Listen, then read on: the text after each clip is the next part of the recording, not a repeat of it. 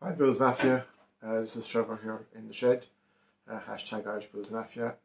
Welcome to week 7 of my season, and how I think of things here in Ireland and looking at the Bills in America and being an Irish Buffalo Bills fan.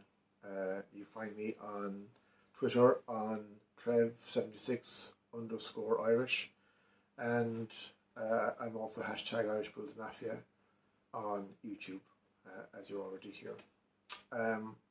Today's video, I'm just going to do a review of last weekend's game, or my thoughts on last weekend's game, and what happened in Miami, and look forward to this weekend's game against Baltimore, and just a few other things in the NFL. Tonight's game between Cincinnati and Miami, and one or two other little things.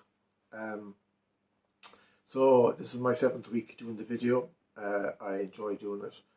I'm still trying to get out there, so every bit of support that anyone can give me, I will appreciate it.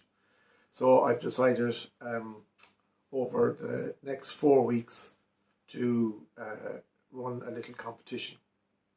So what I'm going to do over the next 4 weeks is, if I get 100 views in each of the next 4 videos, and whoever comments on them videos, because I can't see who likes them, whether it be on Twitter or whether it be on YouTube itself, I'm going to put them into a draw, and what they can win is an Irish Bill Mafia's mug and keyring. I've just got the keyrings just made, and they're pretty cool.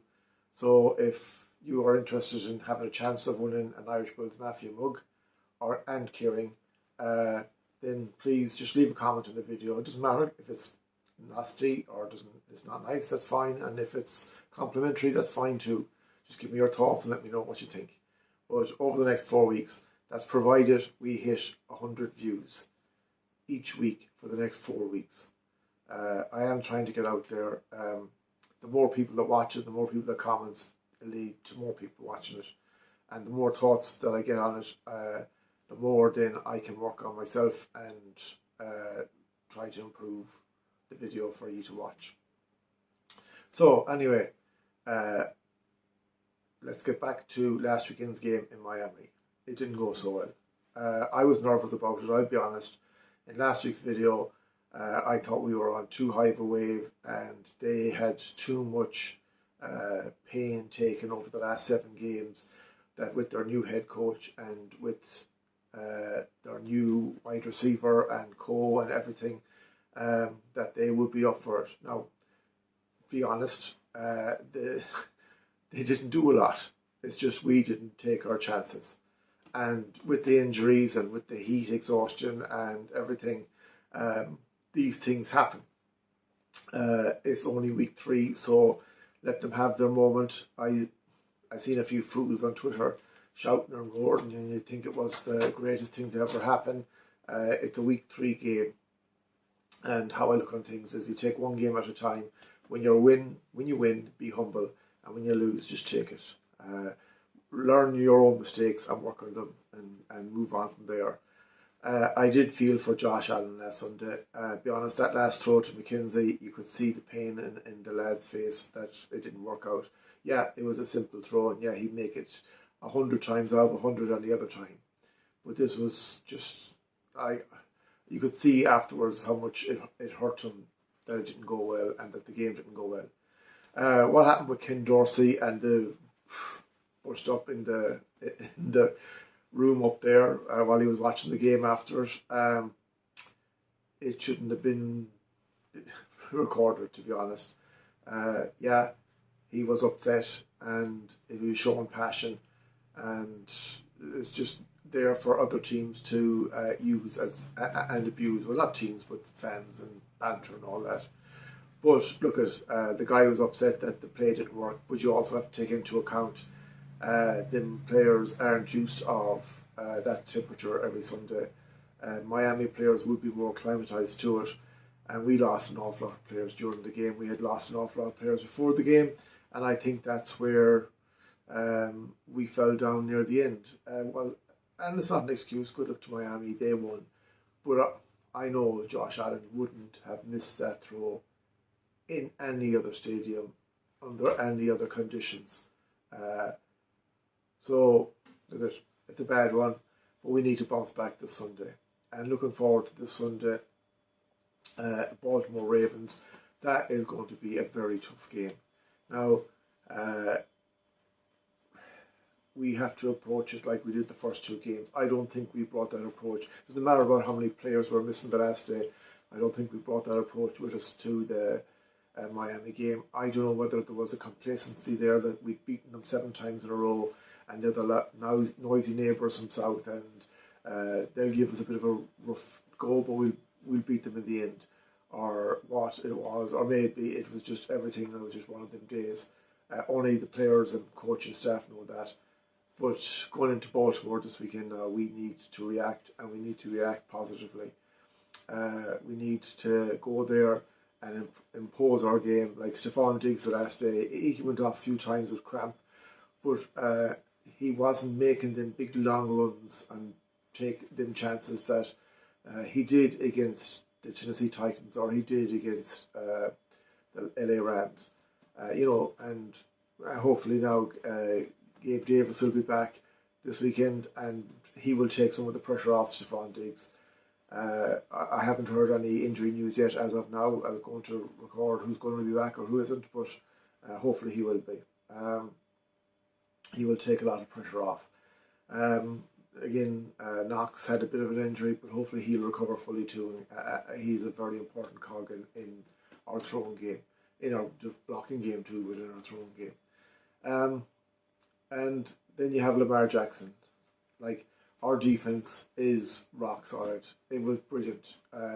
It took a rattle against the Tennessee Titans in the first drive, and then it shut them down. And it took a rattle against Miami, probably for the first quarter and a half, and then it shut them down. And like, Lamar Jackson is going to be different. He's a Josh Allen type player where he can throw, he can run, and it's to block his runs no more than they'll have to block Josh Allen's. Excuse me. But he is the guy to watch this weekend. Yes, they have other weapons, but for me, watching Lamar Jackson and making sure A, you put pressure on him, but B, you don't give him the chance to run, is the most important thing. If you shut that down, you shut Baltimore down, and we should have enough then to push on and make our statement. Like, we've taken our defeat. There's no point looking forward and saying, oh, we're not going to lose another game for the rest of the year, or to the Super Bowl, or including the Super Bowl. You have to take one game at a time. Right now, Baltimore Ravens are in front of us. For me, they're the best team in the AFC North. For me, they will be close to, I would have Buffalo Bills and Kansas City Chiefs, joint one. It's between them. On any given Sunday, one of them will win and one of them will lose. But it won't be the same guy every week, because there's nothing between them. That's my opinion. And then number 3, we call it, I have between the Baltimore Ravens and I did have the LA Chargers, but they seem to be having a wobble. So right now is the Baltimore Ravens, and at the start of the year was the LA Chargers / maybe Denver Broncos / maybe LA Raiders. I know that's all the AFC West, but all them teams had them. But as you can see, the LA Raiders were gone to pot, and the Chargers are in the wobble, and the Broncos they're scraping wins, but they don't look anything hectic. Then in their own division, Cincinnati Bengals, well, we'll see tonight, and the Cleveland Browns are there, but will they be there when these run of games, next 4 or 5 games come through? I don't know. AFC South, Tennessee Titans, gone, I'd say. The Indianapolis Colts are wobbling. The Jacksonville Jags are flying, but again, it's only 3 games in. So we'll see. And then you have ourselves, like you have Miami, who are top of the group, and us second, and the rest are out. So I just see Buffalo and Kansas. It's between them, and then number 3 would be the Baltimore Ravens. Americans. So this game this weekend is very, very important, and it's no more than to get your win to make it 3-1. It's also important to be on top of them, and to get number 1 seed in the AFC is vital for me, in my opinion, this year. Looking ahead to tonight's game between Miami and Cincinnati, it's Tua versus Joe. It should be an exciting game. I'm going to watch it. I'm looking forward to it. Like in America, there's big rivalry between all the teams and in their divisions and all that. And yes, it's similar here with Irish football, and it's similar here with soccer in England, that there's rivals and all that. But for me, I'm 5,000 miles away. I am in that close proximity for the rivalry. Yes, they're a division team, and yes, I don't like them, but I like American football, and I watch all teams, and I judge all teams on an even kind of par. So I don't have a hatred of the Miami Dolphins or the New York Jets. Everyone dislikes the New England Patriots, so maybe that's one, okay. But all other teams in the NFL, I have nothing against. I just follow and support and put my hand on my heart on the Buffalo Bills.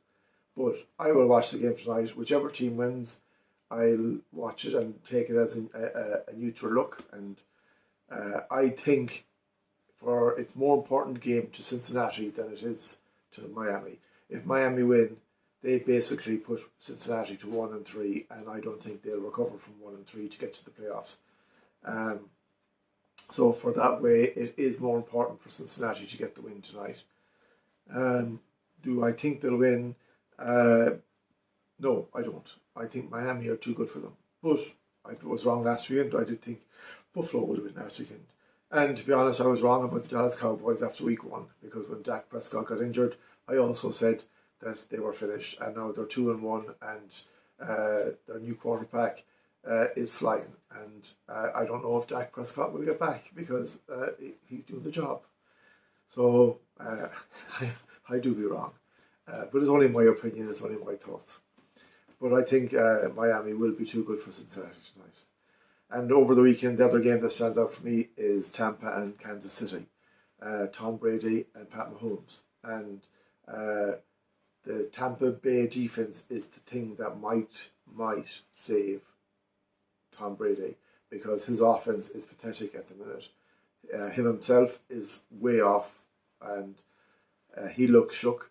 And I don't know if it wasn't like for the defense last weekend, Green Bay would have ran over them, because they kept Tom Brady and his offense in the game to the end. It didn't work for them, but they kept them there. Who do I think will win? I think Kansas will win. But if Tampa Bay are to have a shot at winning, and unless Tom Brady takes some miracle grow or something like that to boost him this weekend, I think Pat Mahomes and the Kansas City offense will be too much with Kelsey and co there. So I'm tipping Kansas for that game. But that's the other one to look forward to. And then our own game, Buffalo and Baltimore. I think that'll be another cracker. But I am going on a limb here, and I do think we'll recover. I do think we'll react. And I do think we will win. So I'm going for a Buffalo game with that. So that's my thoughts for the NFL this week. Is pretty calm, really.